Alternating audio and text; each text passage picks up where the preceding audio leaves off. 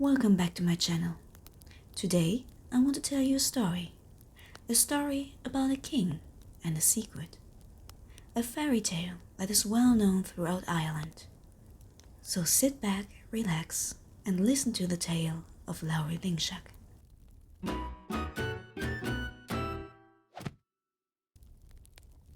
A long time ago, on the beautiful island of Ireland, there was a king and a queen.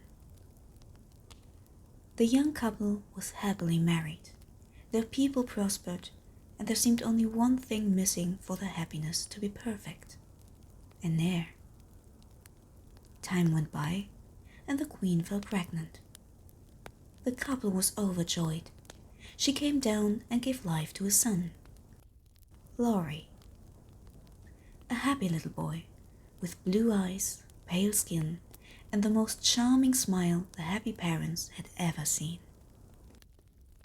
The perfect prince. Well, nearly perfect. There was one teeny tiny detail that was not as perfect.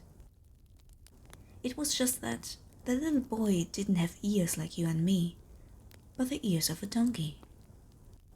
The couple loved their little son wholeheartedly, but this detail led them to worry. The queen started to cry out of sorrow. She looked at her husband. What are we going to do? If the people find out, they will despise him. Will he ever be able to become king? You have to know, the king in those times could only be king as long as his body was whole. Should he lose an eye or an arm, for example, he would need to resign, for he was no longer whole-bodied. And the ears this little boy possessed fell under this rule. Would anybody find out about these ears, he would no longer be able to become king one day. His mother feared for his future. The king took his wife into his arms and tried to calm her down. "Don't worry, my love. Nobody shall find out about our boy's ears. We will do everything to protect him. No harm shall ever come to him, I promise you."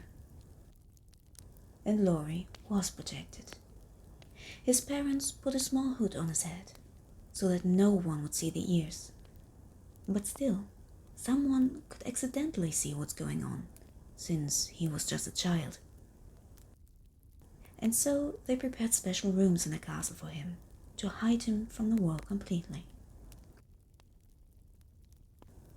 Lowry grew up isolated, but deeply loved by his parents.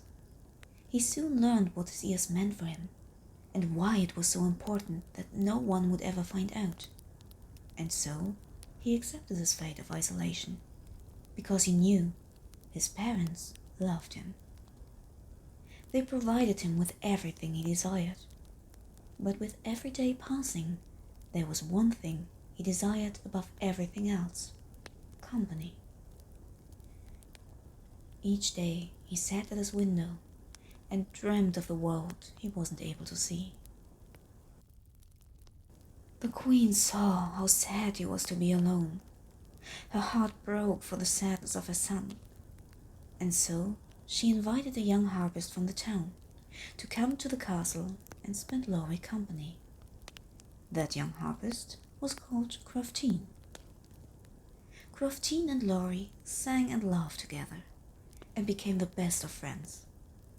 And for a while, Lowry was happy.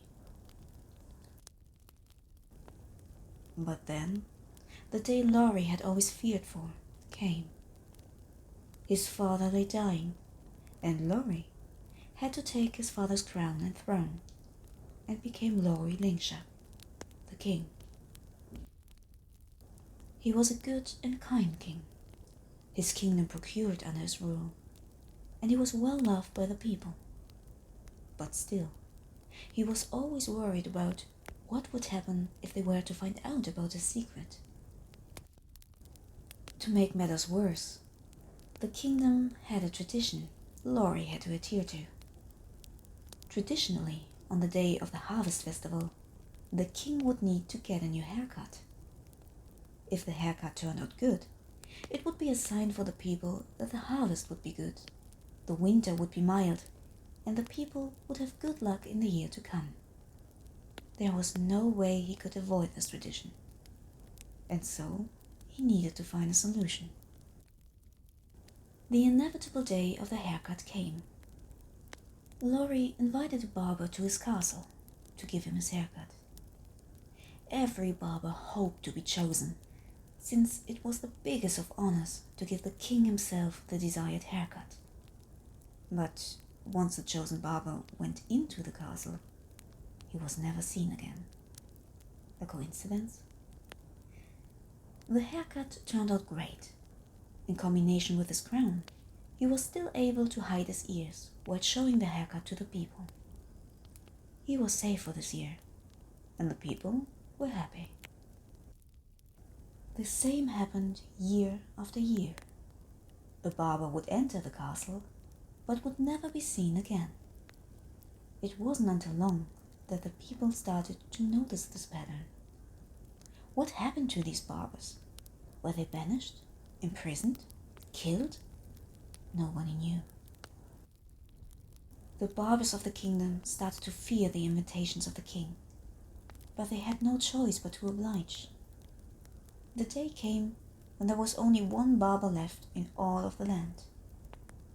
A young boy whose father went to the king years ago.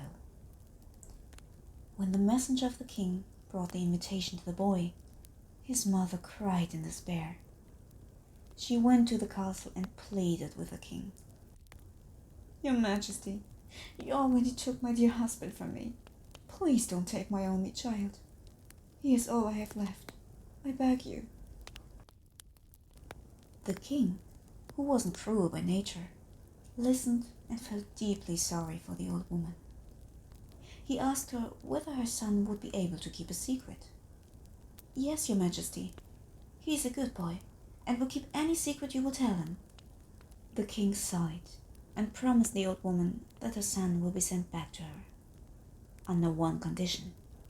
He must never speak of what he sees and hears in the castle, or he will be charged with high treason. The woman agreed. She knew her son. He would keep the secret, whatever it was. On the next day, she sent her son to the castle. The boy greeted the king, asked him what kind of haircut he would prefer, and was ready to start his business, when the king took off his hood and revealed the donkey's ears underneath it. The boy was shocked, but didn't dare to say anything.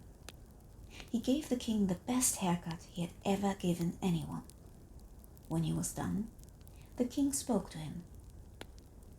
"Remember, boy, never to tell anyone what you have seen here. No living soul, or you will be charged with high treason. Do you understand?" He left the castle and didn't dare to speak about anything that happened in the castle. Several days went by, and the boy barely dared to speak at all. But with every day passing, he went paler and sicker. He couldn't sleep, couldn't eat. The secret turned out to be a way bigger burden than he ever had to carry. The mother saw his decay and was deeply worried. She sent for a druid to come and look after her precious boy. The druid came with haste. He examined the boy thoroughly and came to the conclusion that the secret he carried was the cause for his poor state, and would be the cause of his demise if he can't get it out of his system. He knew that the boy couldn't speak of his secret, but he had a solution. He told the boy to go deep into the forest, so deep that no one would be around. The boy then should search for a special tree and whisper the secret to the tree. This way, he would be able to get rid of the burden without breaking his promise, since he wouldn't tell the secret to a living person. And so the boy went into the forest. He followed a small stream until he came to a place with a beautiful oak tree. He made sure that no one was around, got closer to the tree, and whispered, "The king has donkey's ears." Within seconds, he felt the burden fall off his shoulders. And again he whispered, "The king has donkey's ears." And the third time, "The king has donkey's ears." When he spoke the secret for the third time, he could feel how he was free from the burden entirely. He began to feel better, and so he went back home, free in his heart, cured and happy. But the story doesn't end there. Months went by, and the king sat with his harpist Croftin, playing music, chatting and laughing, when Croftin suddenly, by accident, let go of his precious harp. The harp fell to the ground and shattered. The king and Croftin were devastated. As soon as possible, Croftin went into the nearby forest to find the perfect wood to craft a new harp. He searched and searched until he crossed paths with a beautiful oak tree. This tree would be perfect, thought Croftin, took his axe and chopped the tree down. He crafted the most beautiful harp out of the oak tree's wood, and it was ready just in time for a big banquet the king gave for all of his people. Everyone in the kingdom that had name and rank was there, and everyone looked forward to listen to the incomparably beautiful music of the famous harpist Croftin.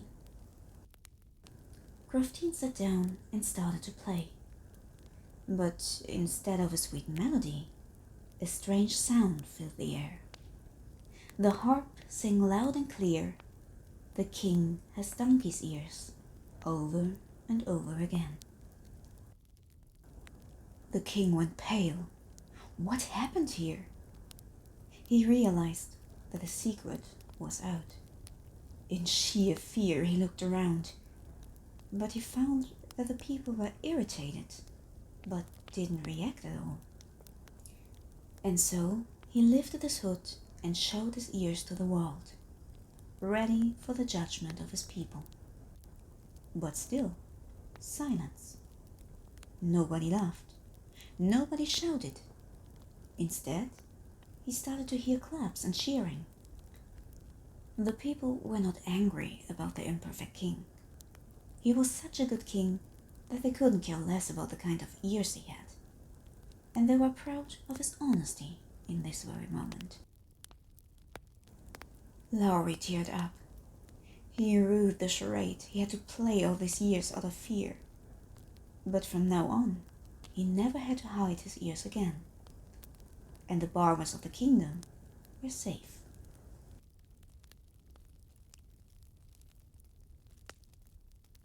And that was the story of Lowry Linkshack, the king with the donkey's ears. If you liked the video, please leave a thumbs up, subscribe and ring the bell to be notified when new videos come out. See you next time. Slán slán!